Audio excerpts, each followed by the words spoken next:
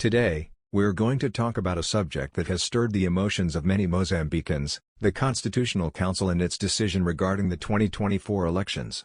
What really happened? How was the result proclaimed? And, more importantly, what does this mean for the future of Mozambique? Stick with me until the end because we're going to dive into the details of what's behind this decision and how it impacts the lives of all Mozambicans. Can we trust our institutions? Or is something being hidden from us? Let's find out.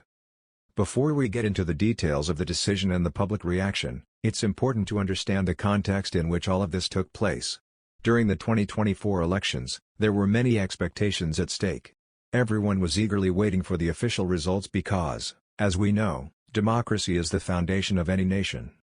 However, what many didn't expect was that the Constitutional Council, the final authority to validate the elections, would proclaim Daniel Chapo as the winner, even with a reduction in the vote numbers. Initially, he had 70%, but after the final decision, it dropped to 65%. This change may seem small, but it speaks volumes about how things unfolded behind the scenes. What's at stake here isn't just the number of votes. What's at stake is the credibility of our institutions. How did the Constitutional Council arrive at this conclusion? And more importantly, how will this affect the public's trust in future elections? Now, let's talk about what really happened inside the Constitutional Council's chamber. It seems that the decision to declare Daniel Chapo as the winner wasn't a simple choice, and this is where the story gets even more interesting. According to some sources, members of the government, such as Veronica Macamo, were present during the decision, which put considerable pressure on Mrs. Lucia Ribeiro, the president of the Constitutional Council. This pressure seems to have been crucial in ensuring that the decision was made according to what the government wanted. The question remains, was this pressure legitimate? Or are we dealing with a situation where institutions are being manipulated to ensure that one person, Daniel Chapo, stays in power, even though he wasn't truly chosen by the people? Additionally, the mathematics of the elections was also heavily questioned. Throughout the process, we saw a discrepancy between the numbers presented by the Constitutional Council and the parallel figures that other parties, like Podemos, were calculating.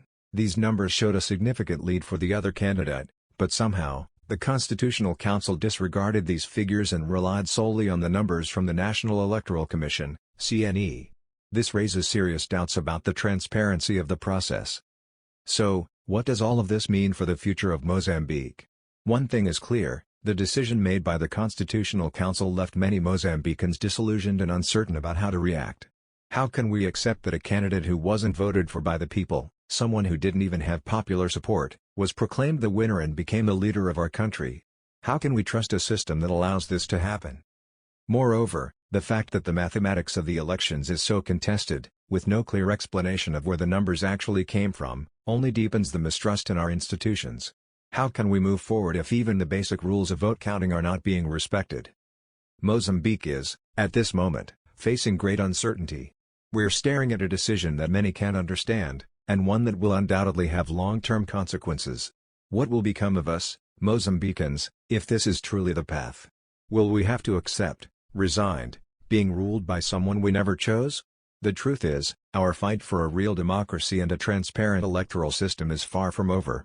The people need to know the truth, understand what really happened at the polls, and, above all, have confidence that the future will be built fairly for all. Of course, this story doesn't end here.